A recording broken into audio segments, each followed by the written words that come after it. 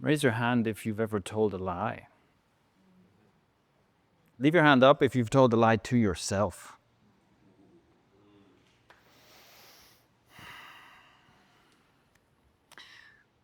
Quiet power, gentle strength, deep confidence. I was on a tram in Amsterdam in 2017 when something completely unexpected happened that changed the course of my life. At the time, I was running my own successful software company. I was living as a digital nomad. I was traveling the world, working from my laptop. I was living the dream. I had made it. And yet, something was horribly broken in my life. I had been severely depressed for over a year. It's like this dark cloud had descended on my life. And it just wouldn't budge. I tried all the therapists and all the therapies. I was completely stuck. So I was on this tram, as usual, going through one of my ruminating, self-destructive, depressive thought spirals, when this curiosity entered my mind. I wondered, how often do I do this? Like, how many times a day, how many times an hour does this happen, that one of these self-destructive thoughts comes along, and I just follow it down this spiral? I wanted to find out. So I installed an app on my phone where I could tap and it goes up by one, like a counting app. I just thought, I'll find out, what's the number? And sure enough, moments later, one of these thoughts comes along. Oh, I'm letting everyone down because I'm depressed and I haven't solved my depression yet. And I notice, here's one of those thoughts. And I pull out my phone and I'm about to tap when I realize something changes and the thought dissolves. Okay. A few minutes later, the next one comes along. Oh, my relationships end in failure. I'll die alone. Again, this is one of these thoughts, right? Pull out my phone and I'm about to tap. And again, I somehow find a way to go. I actually know where this train of thought is going. I don't need to get on. And I somehow find my way back to myself. I had somehow tricked my brain. And as a result of this, that day, I had my happiest, most peaceful, least depressed day in over a year. And what I discovered there would change the course of my life. Consider that. It is possible for you to tap into a state of being of quiet power, gentle strength, and deep confidence. And the key to this state of being is integrity. And also, when you come into your full integrity, you happen to get everything you've ever wished for more easily than you thought possible. Now, the way I discovered this was by going down a few of the wrong paths first. It started when I had to go to school, which was a totally alienating and confusing experience to me. Like, I didn't fit in, I couldn't make friends, I couldn't sit still. I got bad grades, I got bullied. One of my bullies also was my teacher. It was not great. I was suffering a lot and I felt so disempowered. I felt like such a victim. And this went on for a while. Later, my early 20s, I was no longer in school. I dropped out of university.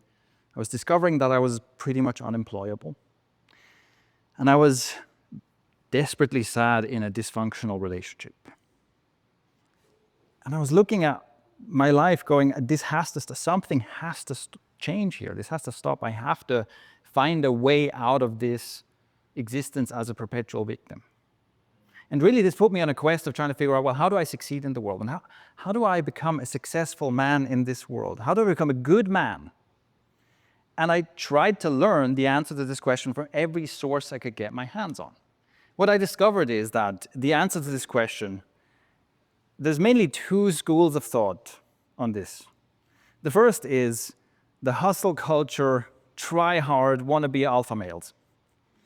And what they tell you is the solution to your problems is get fit, get rich, get women. That should sort you out, right? And you do this by being hard and tough and disciplined. And because we live in a world of social media and attention, the proponents of this philosophy are usually like caricatures of themselves. There's a hugely muscular dude with a big beard, an expensive watch, posing in front of an expensive car, an expensive-looking woman in his arm. And he's barking loudly like the most obnoxious opinions possible because that just gets attention, right? So that's masculinity. This is the solution to your problems. Well, I tried some of that, right? I got reasonably fit and rich and got attention from women. Didn't help. make me any less depressed. That does not work. The other school of thought is the post-feminist spiritual soft boy. This is a man who grew up with a long list of don'ts. Don't be loud, don't be aggressive, don't be assertive, don't be sexual. All of that is dangerous. And this message is very understandable. It comes from wounded women who have been victims of the unhealthy masculine, who are basically saying, please, whatever you do, don't become one of those guys. And believe it or not, I tried that too, especially when it came to relationships. I was extremely soft. I was a pushover. I was a people pleaser. No spine to be found anywhere. And that only led to frustration and resentment. So I had been on a path of self-improvement for a long time. I'd accomplished a bunch of things, but again, I was depressed. This was not working. And it was that moment in the tram where I stumbled on a different option. See, what happened is that in that moment, I found a way back to myself. I found a way to stay present with what's true inside me instead of getting caught on the train of thought, instead of getting caught in the external story, instead of getting distracted. And here's what happened next. As I stayed with myself, lots of unpleasant truths start bubbling to the surface. All the stuff I'd been avoiding. Unpleasant truths like, the relationship I'm in is not working and it's not gonna work. Unpleasant truths like, running my business by running myself into the ground is not sustainable. Unpleasant truths like, I don't have a habit of watching porn. I'm a straight up porn addict. And it's causing harm to myself and every woman I've ever interacted with. Ouch. These are the kind of truths we'd rather run away from, right? We'd rather choose the lie.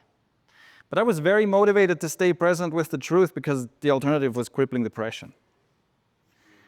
So I kept coming back to my truth.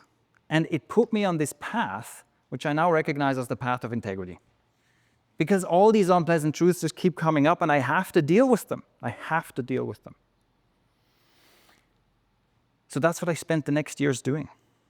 Just confronting one of these unpleasant things after the other. And always finding back to the truth, always finding back to the center. And the amazing thing that happened is that I found integrity. And what's possible for you is that if you find your way into your full integrity, that brings you into a state of quiet power, gentle strength, and deep confidence. And in that state, all of the stuff you're wishing for comes to you easily because it makes you a better leader effortlessly. Men respect you, women feel safe around you. And all the stuff that before I was desperately trying and striving for, everything that I was trying so hard to do, suddenly becomes a side effect of who I am. It becomes a side effect of being and just showing up as myself. Now, I have good news and bad news. The good news is I discovered a shortcut to finding your full integrity. The bad news is it's pretty unpleasant. So here's how you do it. You grab a pen and paper and you write down everything you're currently lying about. What lies are you telling yourself? Where are you bullshitting yourself in your life right now? What lies are you telling to other people and to the world? What things are you putting up with in your life that you really should not be putting up with? Write it all down. This is not going to be a short list, by the way. And it's unpleasant to do this. It takes courage to confront the brutal facts of your life like this. But you'll also feel immediately, this feels raw and real. This is very different from, watching motivational speakers on Instagram or something for your self-improvement. So you make this list, and then what you do?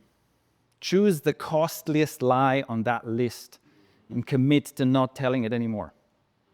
Commit that when you're in that situation, instead of perpetuating the lie, telling the lie to yourself, to others, doing the action that's out of alignment, find back to yourself. Commit to truth. And see how much that shifts the trajectory of your life. And then keep going, one lie at a time. My wish for the world is that more men, and more people in general, can find their way to this way of being. That we can find and teach an approach to masculinity that doesn't come from all this noise, that doesn't come from the insecurity of the wounded masculine, nor from the fear of the wounded feminine, but that comes from within. Because when we step into our full integrity, not only does it heal ourselves, it also heals our brothers and our sisters. I'm Shane Melaugh. Thank you very much.